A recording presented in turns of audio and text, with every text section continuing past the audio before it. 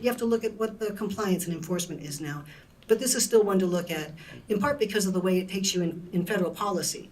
There are several different program directions you might go to. This one is tolling all lanes on I-5. And this one I was expecting to see in part because of the issue I talked about where the priced lane through the Rose Quarter wasn't viable, given that there's that pinch point where it's only 2 through lanes. And knowing that the Rose Quarter is known as the most congested section of freeway in the state of Oregon, and also knowing that freight would be restricted from operating in the left lane, with that in mind, I was not surprised to see that this came back as recommended from the consultant as one to consider pricing all of the lanes of I-5 through this segment. The northern and southern endpoints really have more to do with trying to manage the on and off points with the 405 ramps, but also get it down to the Terwilliger curves, because that's such a frequent congested area. This is one that would actually toll all lanes of both freeways for the entire study area. It is very effective. I've been surprised at the number of people who have said, especially from the diverse perspectives, who have said, you know, this one is actually the most equitable one. It would actually benefit the most people. Everybody would benefit. It's a big lift, but we're going to be, or the consultants will be reporting on the performance of this one. And if there's interest, and I think the city of Portland has expressed interest in this one, we would have to start talking about how does that get implemented over time. It would be, I think that there would be a phased implementation almost certainly. But it also needs to look at the diversion into the surface streets, the impacts on 84, 405, the Boone Bridge, equity implications and mitigations. All of them need to look at that. This one does generate a lot of revenue, though, which does provide an opportunity for a lot of different other kinds of strategies. This southern section of 205 is actually planned in the Regional Transportation Plan as a third lane. We looked at tolling that third lane. It's relatively effective, but most of that would just be the capacity, less than the toll itself. And so in addition to that, because the legislation does ask for, in that case, to fund the project to address the bottleneck, there is also the Abernethy Bridge, which needs to be reconstructed. And so this would be a project that where what we are looking at is whether tolling that bridge for the purpose of reconstruction, what kind of revenue, is it a revenue strategy that would address the rest of 205? Those are the 5 concepts. There's a very broad range in terms of scale, in terms of area, in terms of the federal policy that we would point to. So as I showed you before, at the next meeting, we're going to really focus in on the policies, the values, what are the concerns, and what kinds of strategies do the PAC members want the OTC to be considering. We'll come back in May with the technical analysis findings of those 5 concepts I just shared with you, and at that time be able to also pair whether certain strategies, the mitigation strategies work more effectively with certain concepts or if they're system-wide, and then work with the Policy Advisory Committee to see if they begin to develop, strong majority positions or whatever that may be. They don't have to have a unanimous or a clear majority vote. The OTC is just interested in hearing what they have to say through all of these discussions, as well as their final recommendation. We have been doing some focused equity outreach. You may be aware that it's always hard to get representative participation in our traditional outreach methods. We tend to get a lot of people with the same demographics, white, upper, middle class. We are, myself included, overrepresented. And so what we've been doing is some focused outreach with translated materials and translation of presentation to Chinese, Spanish, Russian, Vietnamese, as well as African American and Native American groups, and doing translated questionnaires. We think that we'll be able to get maybe about 400 or 500 questionnaires, which is a really great way to expand the outreach, and also then to begin to expand our network as this project moves forward so that we have folks who are engaged in keeping up. Here are the dates for the upcoming open houses. So we're having 2 on Saturdays and 2 on weekdays. We're having one up near the Portland Airport so that we can be convenient to Washington State folks who have had a lot of interest, and one in East Portland at the Ron Russell Middle School. We'll have an online open house that actually will start April 5th, so next week. And the online open house and this open house will really focus also on those mitigation strategies, the same kind of discussion we're taking to the Policy Advisory Committee. And finally, these are the ways that folks can get in touch with us. We have a project website and we have email addresses for both the project team as well as the advisory committee. One thing I don't have up here, going back to these dates, oh, I do have it here. After the last Policy Advisory Committee meeting in June, the Oregon Transportation Commission will be holding a special meeting here in Portland on July 12th for the purpose of having a presentation of the PAC position and hearing public comment. So that'll be in the evening on July 12th. And for any of these dates, I would be happy to send them back through staff to make sure that folks are aware of those. With that, I just want to say how much I really appreciate the participation of the City of Portland and the time on your agenda tonight. So thank you. Maritza, did you have a presentation or are you just here to help answer questions if need be? Okay. Yeah. Phew. This has been very awesome and very informative. I don't mean it that way. So we've got a few minutes. We got some hands raised, so I guess just in the interest of time, can I just get a show of hands for who can stay till 8:15 if we need to? Looks like the majority of us. Okay, we'll shoot to wrap up before 8:15, but 8:15 at the latest, and we'll just kind of come around. So, Jessica, Teresa, did you see your hand up? Yeah. And then it looks like Andreas. I know Chris does. Katie, no? Okay, and then we'll slide back to this direction. I just wondered if you had a fee range that you were considering, a per mile cost or whatever it was. We don't. We can start with there's base value of time data in the Metro model, so that's a beginning. I can say that, so that pricing will be set at a later stage. It won't be set through this process by July. But in the federal policy for the value pricing pilot program, it actually requires that prices be adjusted to maintain a certain performance. And I think it's something like 40 or 45 miles an hour for 90% of the time, but there's a performance metric, something like that, that establishes pricing. I appreciate this. I don't think I've seen an approach to congestion pricing like it, and I think the focus on equity and on ensuring that there are alternative transportation approaches is really important. I think it's also important, I'm sure you've heard this, the work Opal's done on the low-income fare for TriMet is really important, and I saw they're part of the group, so I'm sure they're voicing interest in something similar, especially if there's widespread roadway pricing.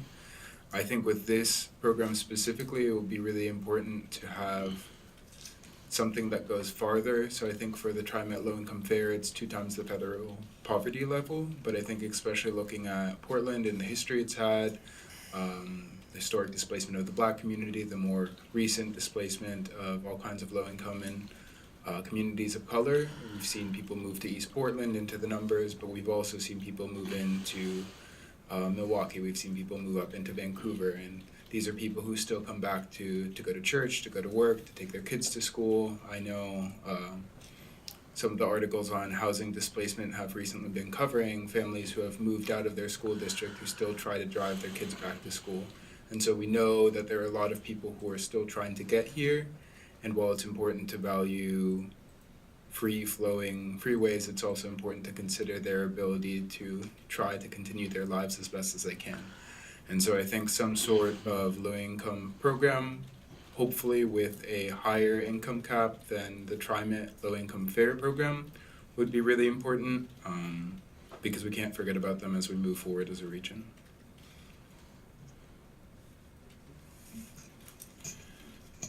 So since you can't agree on a label for the program, I have a suggestion for you, which is decongestion pricing, because that's really what it is. It's a price we're paying to decongest our freeway network.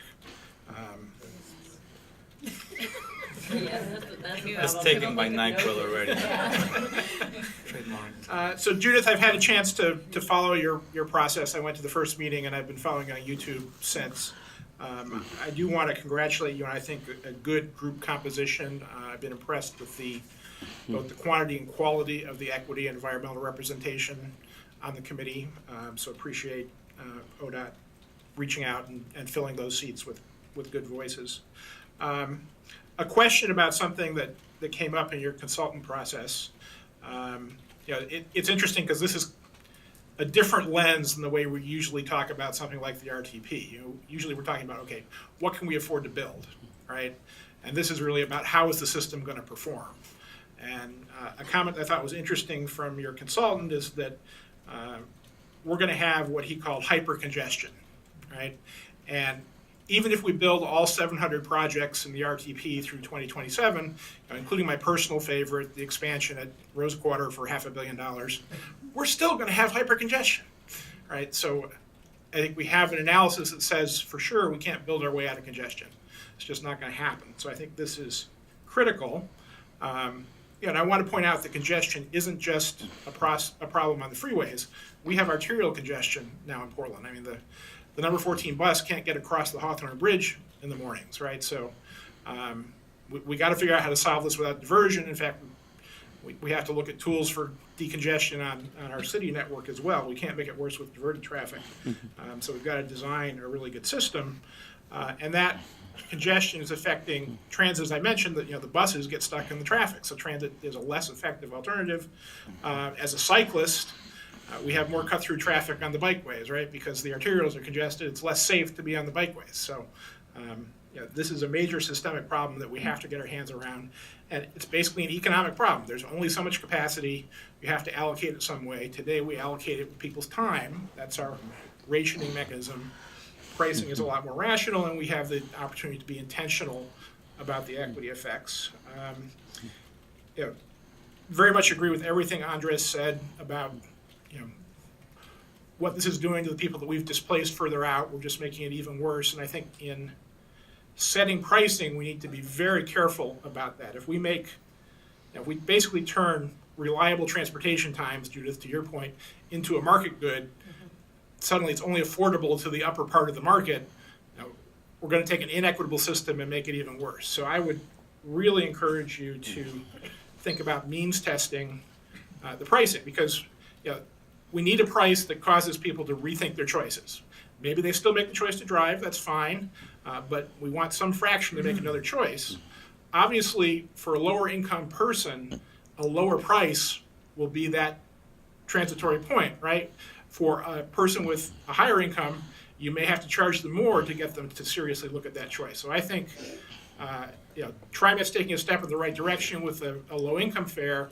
I think for this situation, we probably need a tiered tolling structure that probably has several brackets, and we look at what it takes to get people to look at choices in those different income brackets. So I encourage you to really focus on the equity. I think Shoshana's criteria, the city criteria for the negative effects we want to minimize are very good. I would wholeheartedly endorse those. Thank you.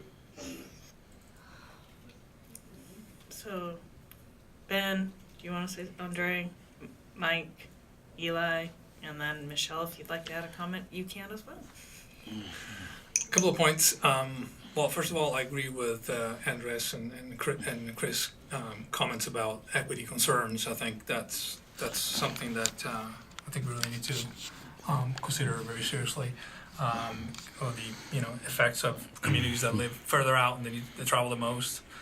And another point that I'd like to make is I think your approach makes a lot of sense. It's very logical, rational, and based on a lot of science and learning from other places. But I would encourage you to perhaps think a little bit bigger, especially as we move forward and things are possibly changing with autonomous vehicles and maybe different ways of pricing. One idea that I came across recently, I think it was the founder of Zipcar, Robin Chase. And what triggered it was that when Shoshana showed that diagram, they had the little circles with 180 square feet for the car loan, 108 for the carpool, and 22 for the bicycle. I thought that was high. And all the way down to transit, it was kind of 5 square feet. And she had a very interesting approach about having some sort of square footage budget. I can't remember what it was, 10 square meters or 100 square feet, about the same. And price according to that. So the bigger the car, the more you pay. The more you drive alone, the more you pay. The more you carpool, the less you pay. All the way down to perhaps transit, where you would get to the point where 5.4 square feet, you might actually even get paid to ride in transit. It's kind of a very out there revolutionary approach, and there's probably many others, but perhaps another way to look at this rather than the traditional tolling, who knows 20 years from now, how we actually get around. But the concept seems kind of an interesting concept, especially from an equity standpoint.